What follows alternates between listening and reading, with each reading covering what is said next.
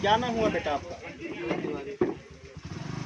खुल के बताइएगा, बिल्कुल सच बताइएगा। मैं और मेरा चैनल सिर्फ सत्यता के लिए जाना जाता है। पूरा बताइएगा, वाक्यांश क्या है, सत्यता क्या है। क्योंकि ये जो आप लोग गंभीर आरोप लगा रहे हैं, ये मामला अभी तक क्यों एक्शन में नहीं आया, इसकी मूल वजह ये भी है, ये दो संप्रदायों के बीच में बहुत बड़ा दंगा उत्पन्न कर सकता है। इसको आप ये अपने परिवार के भीतर का एक व्यक्ति का ये मामला मत समझ लीजिएगा। ये यहाँ पे दो संप्रदायों के बीच का मैटर है। हिंदू मुस्लिम के बीच में यहाँ पे बहुत बड़ा रोड़ा खड़ा हो सकता है, बहुत बड़ा हंगामा हो सकता है। समझ रहे हो? आपका परिवार एक सीमित परिवार है, लेकिन संप्रदाय बहुत बड़ा है।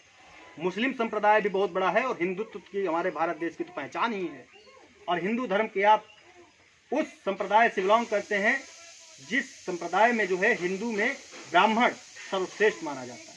बिल्कुल सर। तो सबसे पहले आपने फिर बताइए, अपना पूरा परिचय दीजिए। सर मेरा नाम तिवारी है, मेरे पिता का नाम संतोष तिवारी है। मैं राघोपुर में रहता हूँ। सर मैं 3 साल से लगातार कोचिंग पढ़ने के लिए जाता था।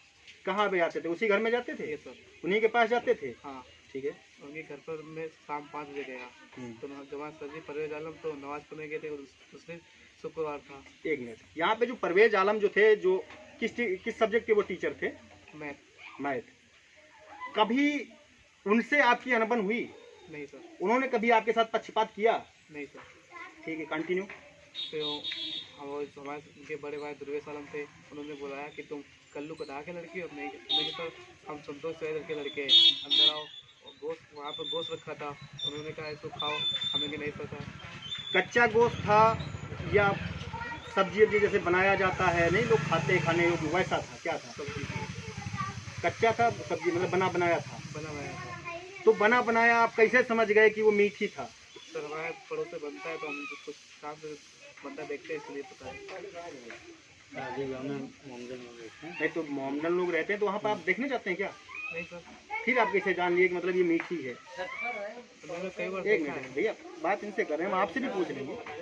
देखो आप ये स्पष्ट देख लीजिए, मैं यहाँ आया हूँ, मैं आपका रिलेटिव नहीं हूँ, यहाँ पे किसी भी व्यक्ति का रिलेटिव नहीं हूँ। सच दिखाने के लिए जाना जाता हूँ। कड़वे क्वेश्चन होंगे, सवाल कड़वे होंगे, वास्तविकता को हमें बाहर लाना है, चाहे आपकी तरफ से हो, चाहे प्रशासन की तरफ से हो, चाहे आपके विपक्ष की तरफ से हो। जी हमारे सर पड़ोस में जो है जैसे बाबा हैं, उनके वहाँ बनता है हड्डी उसमें होती है, इसलिए मैं जानता हूँ सर ये गोश्त से। उसमें कोई हड्डी वगैरह निकला था क्या? हाँ सर ठीक। हड्डी वगैरह निकला था? जो आपने खाया था उसमें हड्डी वगैरह निकला था? यस। इसीलिए आप जान गए कि इसमें गोश्त ही आपने के लिए मीट खिला दिया गया था। ठीक है, तो जबरदस्ती उन्होंने खिला दिया। हाँ। इससे पहले मतलब ऐसे कोई व्यक्ति ऐसे कैसे हो सकता है? पागल वगैरह है? कोई मानसिक संतुलन उनका बिगड़ा रहता है? क्या है? कभी आपसे इससे पहले भी कोई उनसे वार्ता हुई थी? नहीं। बस यहीं पे एक पॉइंट फंस जाता है। मैं आपके पास आया हूँ, आपकी क्या इतना आपके अंदर मादा है कि आप मुझे जबरदस्ती यहाँ पानी भी पिला दें? आप इतने सारे लोग हो, मैं अकेला हूँ, आप पिला सकते हैं मुझे पानी? आ जाइए भैया, आप थोड़ा फट जाओ। आप पिताजी है ना? ठीक है, क्वेश्चन होंगे, बुरा मत मानिएगा। आप बताइए। ये बच्चा और वो जो आदमी है दुर्गेश आलम, हाँ थोड़ा वो अकड़ू टाइप का है। एनी टाइम वो अपने स्कूल में बच्चों पे टॉर्चर भी करता है। अब ये वहाँ 3 साल से वो जा रहा है। जब इसकी ये कुछ मामला नहीं था तो अभी हम थोड़ा जो हमारे ग्राम प्रधान है हम उनका कुछ काम करते हैं। तो पिछले साल जब एक वो बनी थी नाली, तो वो हम बनवा तो उस नाली में इनके स्कूल का चबूतरा टूट गया था। अगर आप ठेकेदार में थे? हाँ ठेकेदार। ठीक है।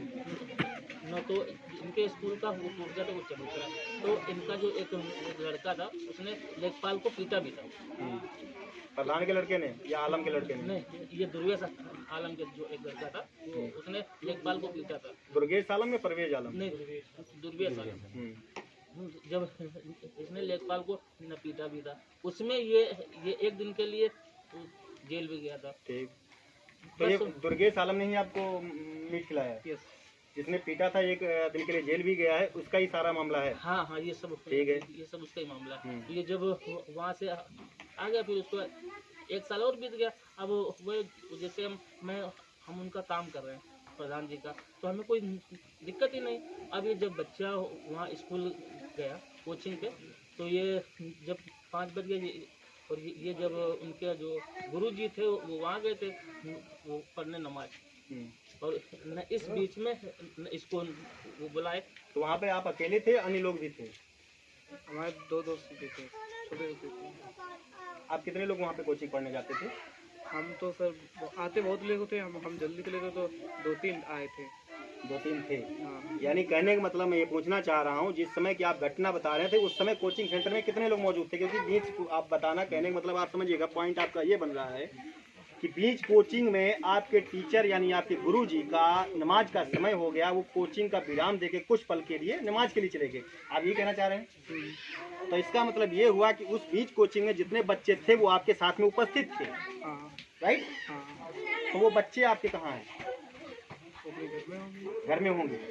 वो लोग इस घटना, जो आप घटना की बात सत्यता का आप बता रहे हैं कि हमारे साथ ऐसी घटना घटी, उन्होंने भले उन्होंने आपको मांस खिलाते ना देखा हो, लेकिन आपको डांटते पड़ते तो देखा ही होगा। हाँ, क्यों हाँ, भाई साहब? हाँ देखा है। क्या ये बात की सत्यता का प्रमाण आपके वहाँ पे उपस्थित बच्चे दे सकते हैं? जरूर। हाँ, और वो लोग सीओ ऑफिस में भी गए, वहाँ पे वो बच्चे? लोग, हाँ बच्चे गए, वो ले गए थे परवेज आलम, तो वो वहाँ पे बयान दे के आए हैं कि ये मीट वाला मामला नहीं था, बस उन्होंने इसको मारा था, और न बच्चों को ये समझा दिया गया कि ये इनको अंदर ले गए कि नहीं ले गए, तो बच्चे बोले इनको अंदर नहीं, और वो हद 5 साल। देखो 5 साल के बच्चे हैं, अबोध बच्चे हैं, उनकी बात से निकला गया एक एक शब्द इम्पोर्टेंट माना जाता है, उनकी गवाही एकदम पत्थर की लकीर मानी जाती है। आप भी समझते हो कि बच्चे मन के सच्चे कहे जाते हैं। तो आपके बच्चों का कहना है, जो बता रहे हो आप, सीओ ऑफिस में उन्होंने ये बात कबूल की है कि बच्चे को मारा गया, हाँ। तो इनके ऊपर मारपीट का मुकदमा क्यों नहीं दर्ज हुआ?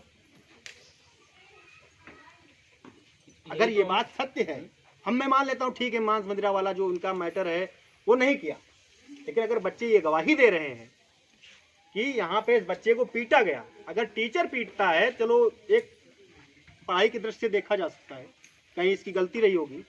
जो व्यक्ति टीचर नहीं है, अदर पर्सन आकर के अगर किसी छात्र को पीट के चला जाता है, तो ये कानून के गाल पे बहुत बड़ा तमाचा है भाई साहब जी। तो अब हम आपसे एक रिक्वेस्ट करेंगे, आप पीड़ित हैं, आप इस समय आपके जो इन्वेस्टिगेशन ऑफिसर, उनको आप फोन लगाइए। कैमरा हमारा लाइव चल रहा है और पीड़ित परिवार का कहना है कि इस समय इनकी जो जांच है बिलाग्राम सीओ सत्येंद्र जी कर रहे हैं, और यहाँ तक कि पीड़ित का फोन तक नहीं उठाया जा रहा है। और यहाँ पर हम वार्ता करवाएंगे और वार्ता में ये पूछेगा, श्रीमान जी मेरे केस का क्या हुआ, इसमें कुछ हो पाएगा भी कि नहीं हो पाएगा। आप पीड़ित हैं, आपका अधिकार बनता है अपने मामले से रिलेटेड जानकारी प्राप्त करने का, ये आपका अधिकार है। जब सर इनका जब पहले मैटर हुआ था पोर्टिस का नाली का, रोक ले, ऐसा तो नहीं कहीं कोने में बैठा कर कोने में कोचे में इंटरव्यू कर लिया। हमारी बात मनिंदर मिश्रा से हुई थी, चौकी प्रभारी से, उसी दिन